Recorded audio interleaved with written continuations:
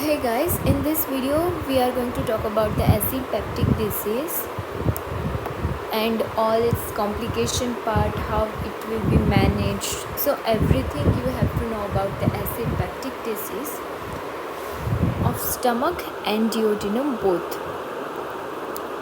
So let's start. It will gonna be, I think, a long session. Let's see. Now first, acid peptic disease will lead to gastric ulcer and duodenal ulcer.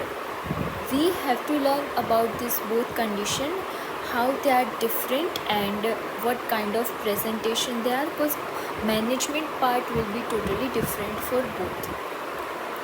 So we know that stomach is secreting HCl, that is hydrochloric acid, and it is very important for the digestion of the food, and also there are some other functions like killing the microbes and all, activation of the enzymes so that food can be digested properly. So this stomach juice, stomach secretion mainly contains the HCl, which is helping maintaining the pH, stomach pH, in the range of very acidic like 1.5 to 3. Now this much of lower pH is very much damaging to stomach as well as duodenal mucosa. So there is defense mechanism in terms of mucus and bicarbonate to balance out the acid and prostaglandin. So two factors, either increasing in acid production or decreasing in the defense mechanism, both will lead to damage to the wall of stomach and duodenum. We know that stomach is kind of adapted to this environment to face this much of lower pH.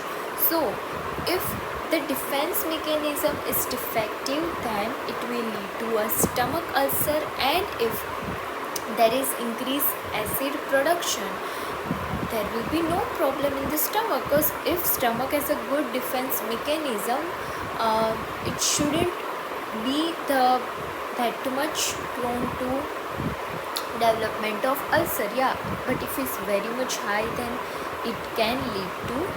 And in duodenal ulcer there will be increased acid production. So this two mechanism and how their balance is causing the gastric ulcer and duodenal ulcer, we have to learn this difference properly. So summarizing it, if there is a defense mechanism defect, it will lead to the gastric ulcer, but if there is increased acid production, it will lead to duodenal ulcer. Right? So we are highlighting it.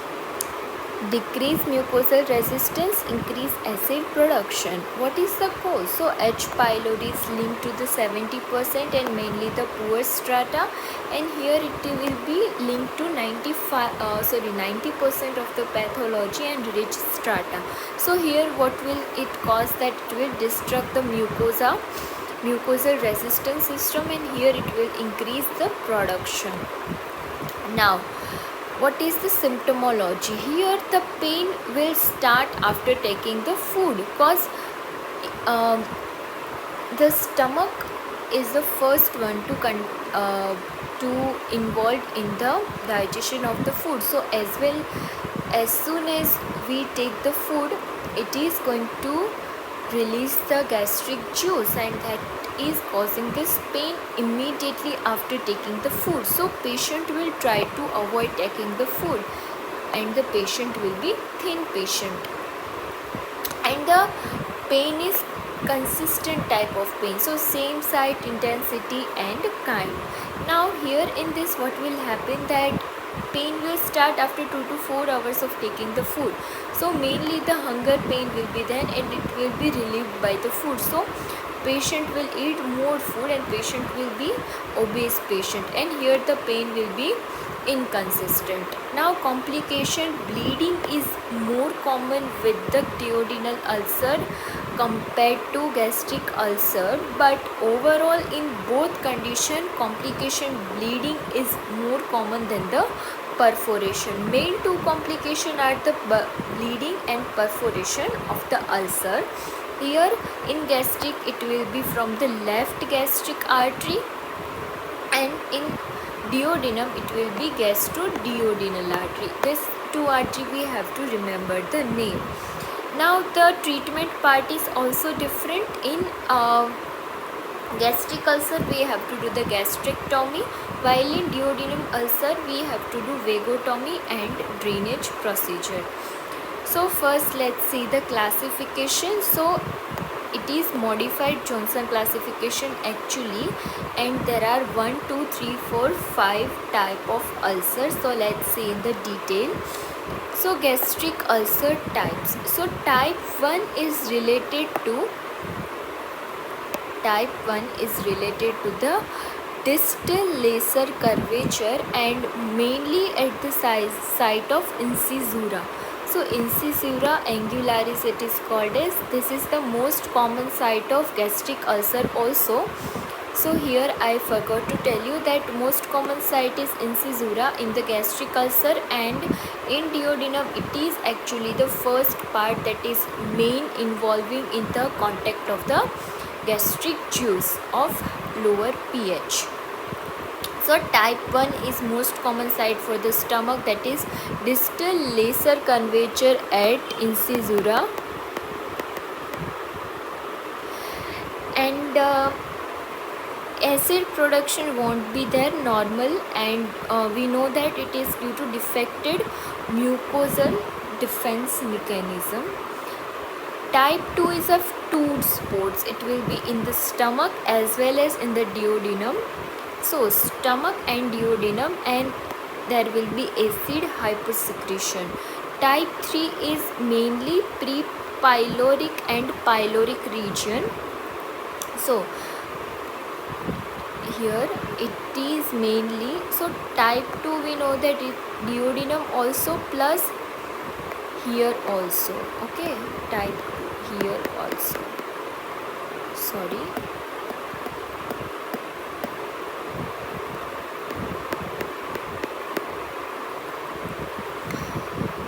And type 3 is pre-pyloric pyloric, that is due to acid hypersecretion again. So type 2 and 3 is related to more commonly with duodenal ulcer, and the pathophysiology is acid hypersecretion. Type 4 is again in the stomach, but now will be mainly in the upper part. So proximal lacer curvature, also you can call it cardia. And type 5 is anywhere apart from this spot, and mainly due to NSAIDs. Okay, so here NSAIDs. Type 5 is easy to remember, it is NSAID, but I think you can mess up between the 1, 2, 3 and 4. So learn that 2 and 3 are due to acid hypersecretion. 2 will be in duodenum and stomach both. 2 means 2 side, and 3 is mainly pyloric and pre-pyloric region, and 1 and 4 in the lacer curvature only, and 1 is more at the more common side, that is incisura, and 4 is at the less common side, that is cardia.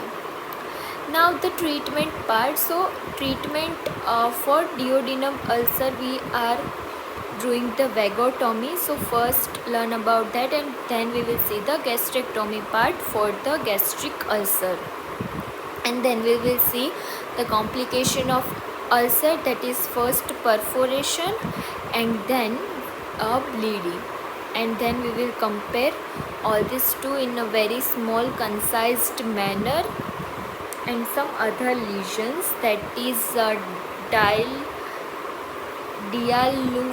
I just don't know how to pronounce it, Dilephoid lesion I think, and Waterman's stomach.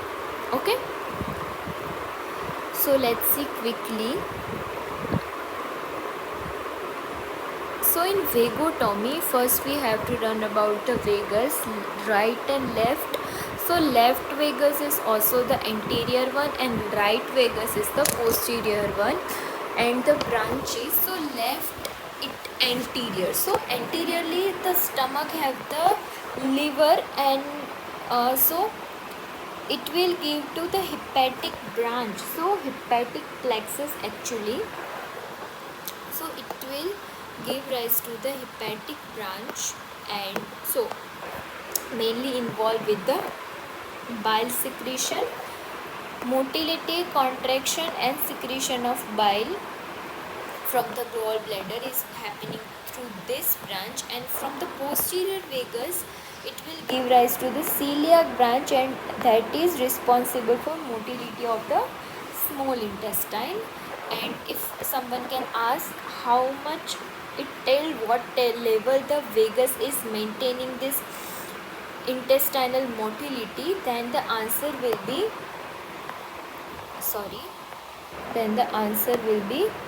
till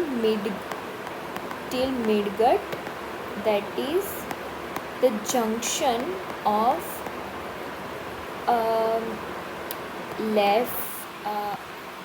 right 2/3 of transverse colon to left 1/3 of transverse colon. Okay, that is vagus supply. Now this both branch will give parietal cell branch, and that is main responsible for the acid secretion that we are concerning about now. And both will give rise to the nerve of Letterjet, also known as crowfoot, and that is responsible for the control of motor area of the pylorus. Okay, and till incisura it is parietal branch, and after incisura it will give to the nerve of Letterjet, also known as crowfoot. So this is all about the vagus nerve basic. Now there is mainly three type of vagotomy: truncal vagotomy, selective vagotomy, and highly selective vagotomy. Yes, highly selective vagotomy. So we will learn about this three type of procedure, its effectiveness and the complications. So let's see. In truncal vagotomy, what we are doing, we are just cutting whole left and right branch. So gallstone will be there cause there is hepatic plexus loss, and diarrhea will be there. I don't know what is the reason. If there is celiac plexus loss and small intestine motility is low, there should be constipation and thick, but in contrary the complication is diarrhea, and the reason is not very well understood. I don't know, maybe it is not helping much in the digestion part, because vagus nerve is also responsible for the other secretions and digestion. So if the digestion is not happening properly, there can be diarrhea. I don't know what is the reason, but you have to remember that gallstone formation and diarrhea and recurrence rate is very low, because we are entirely cutting out both the trunk. So there is no chance that it will be reoccur again. So recurrence is very low here, but complications are very high. And in selective, what we are doing, we are preserving those two branches, that is hepatic branch and celiac branch, and after that we are cutting out. So in both this there is gastric outlet obstruction, because we are cutting out this two, we are cutting out this nerve to Letterjet crowfoot. So we have to do the drainage pyloroplasty operation, and main is Fanny and Hennicke.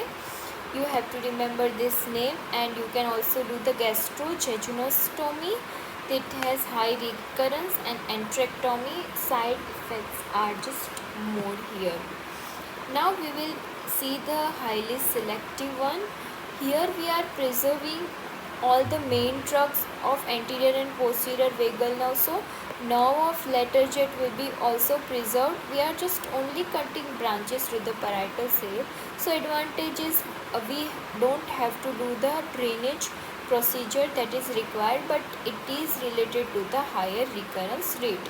Now, which nerve is responsible for this high recurrence rate is the criminal nerve of Gracie, and this nerve is responsible for recurrence. So you don't have to confuse this Gracie with letter jet, crow fruit. Gracie, you have to remember this, and it is a branch of posterior vagus and proximal in origin. So we are cutting the nerve 8 cm above from the first branch to prevent this recurrent incidence. Now, gastrectomy, there is actually main two type, Billroth 1 and Billroth 2. In both we are cutting out the antrum. So what we are doing is, in Billroth 1 we are directly anastomostating gastroduodenal anastomosis. So by Kocherization, Kocher's maneuver, we are joining this two in end-to-end manner. And in Billroth 2 what we are doing, we are not directly joining the duodenum, but we are joining the jejunum. So side to side gastrojejunal anastomosis we are doing. It will be anticolic, that is in front of colon, and in polia, that is another procedure, we are retrocolic. So we are joining from behind. Okay, so this is all I think we have to learn about. Indication is gastric ulcer, distal gastric ulcer, and for duodenal ulcer. I am covering the complications in another video because it will be then a very long video. So let's see in another video. Okay.